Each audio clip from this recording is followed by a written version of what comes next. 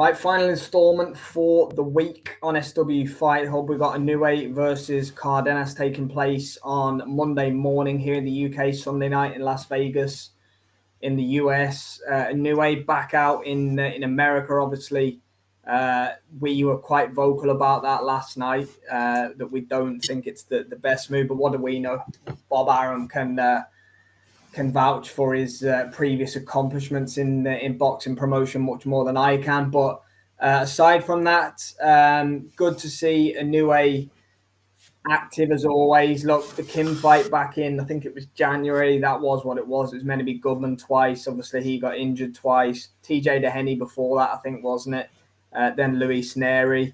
His activity is phenomenal, but we all want to see him in different fights, should we say. Look, it is what it is. I know why Cardenas is there, why they're doing it. I know it's Cinco de Mayo weekend in Vegas, isn't it, as well, coming up. So, look, it is what it is.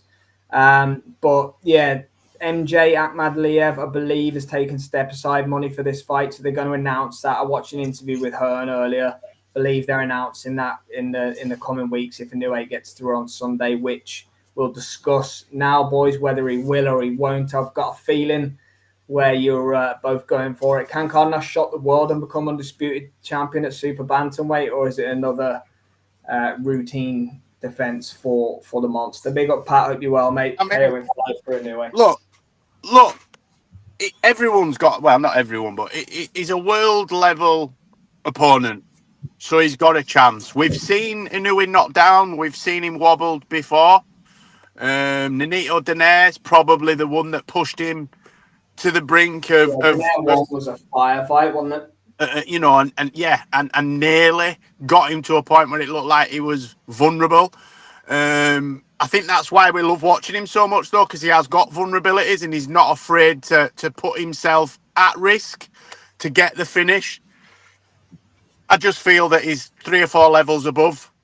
And I just don't expect this fight to go any different to majority of his past few fights. Be fairly even for 2 rounds. He ramps up the gears, starts landing the big shots to head and body, and then just overwhelms his opponent. And it's going to be a stoppage. I think I've said this on every prediction so far tonight. I don't see it going past halfway.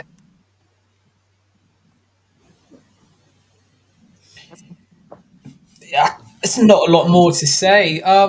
If we're talking about Canelo probably having one of the relatively easy night 24 hours before in Saudi, then this is of the same ilk, isn't it? I mean, Cardenas is the next contestant up to take on the monster, and that is the reality. Inoue, unfortunately, unless it's the elite guys, is just too good for everyone down at 122. Realistically, 126 will be his next challenge, and that will be as much to do with the weight as it will be the opposition in front of him. Look, he's over in America. Vegas will be thanking Bob Arum because they've lost the Canelo Cinco de Mayo payday for the first time in his career since.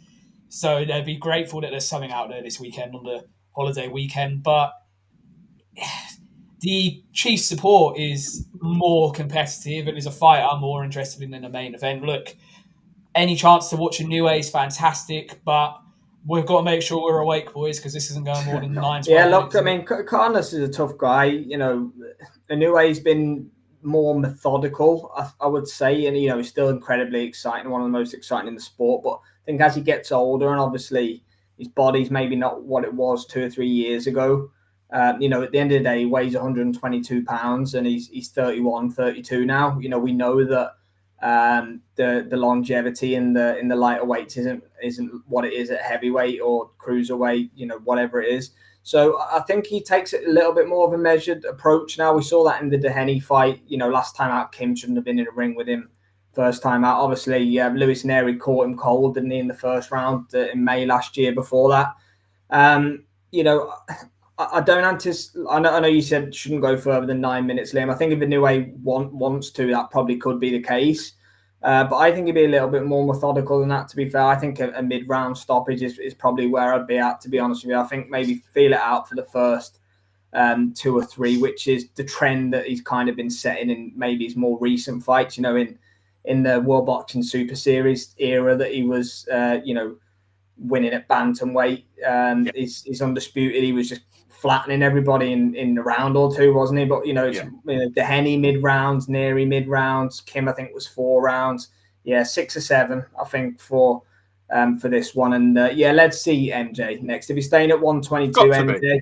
If he's moving to 126, Nick Ball, Leo Espinoza, who's co-main event here. So that's an interesting narrative. Espinoza versus Vasquez, which will be a good fight. Said last night, and he's fighting Cordina. He fought Cordina in Monaco. He gave Cordina quite a few problems. We'll see what Espinoza does with him there. So that could be a potential future fight. But again, Espinoza's 6 foot odd for featherweight. Inoue's a small guy.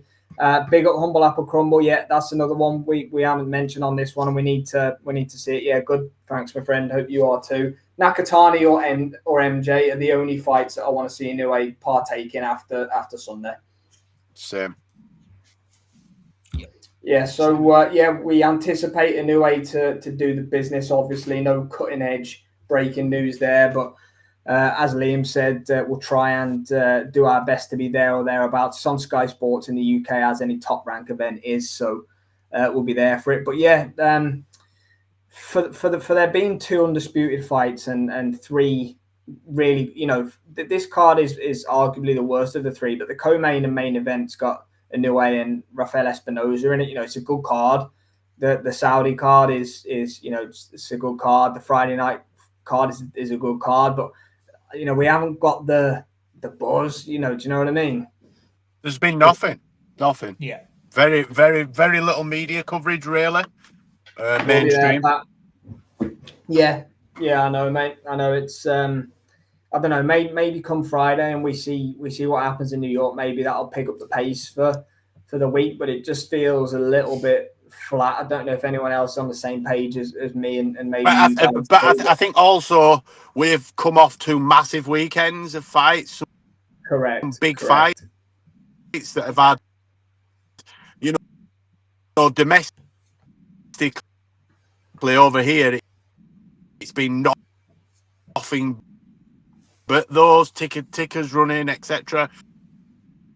So I think it could be that as well. Maybe our expectations are a little bit too high. But as you said, we've got 2 undisputed fights and 2 of the pound for pound top 5 and all-time greats and whatnot, and we've barely heard anything about it. Even social media is quiet. So I think they'll ramp it up hopefully over the next day or 2. But we'll. I thought we were going to lose Jay there, who's dipping in and out a little bit.